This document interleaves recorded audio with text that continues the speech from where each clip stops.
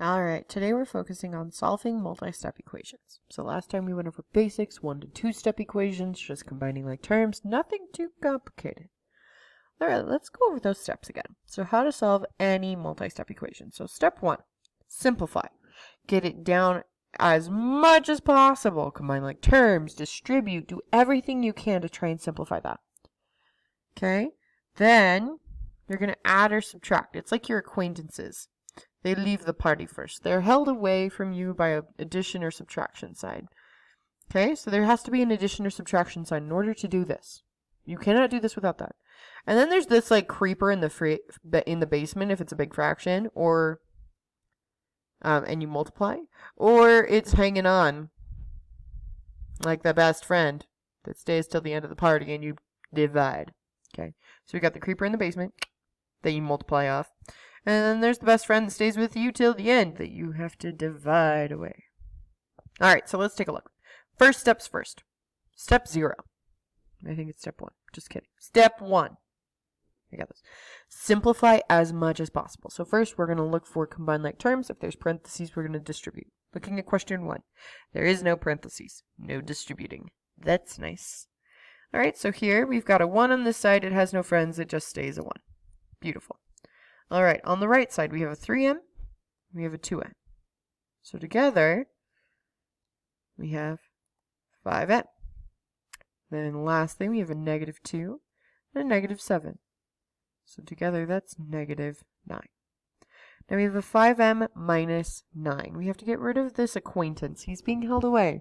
He's real far away by this minus sign. So in order to get rid of him, we must do the opposite. And we're going to add 9 to both sides.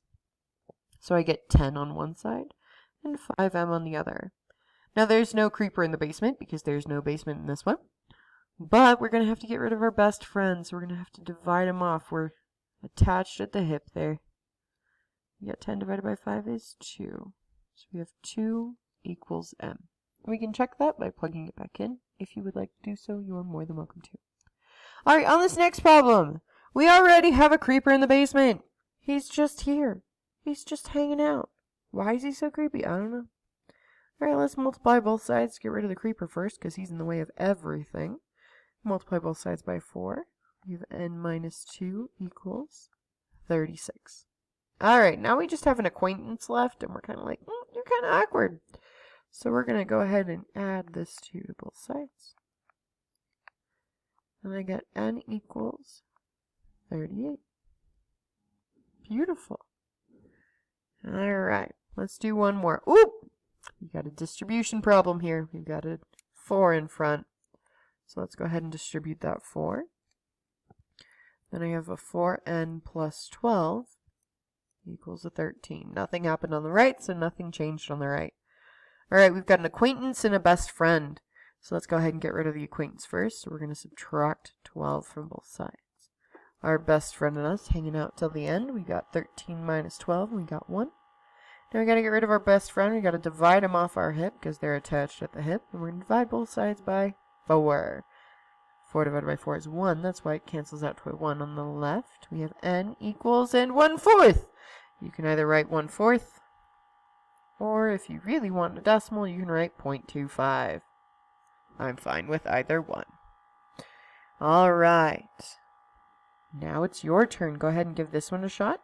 And when you're done, come on back and look at the next slide for the answer.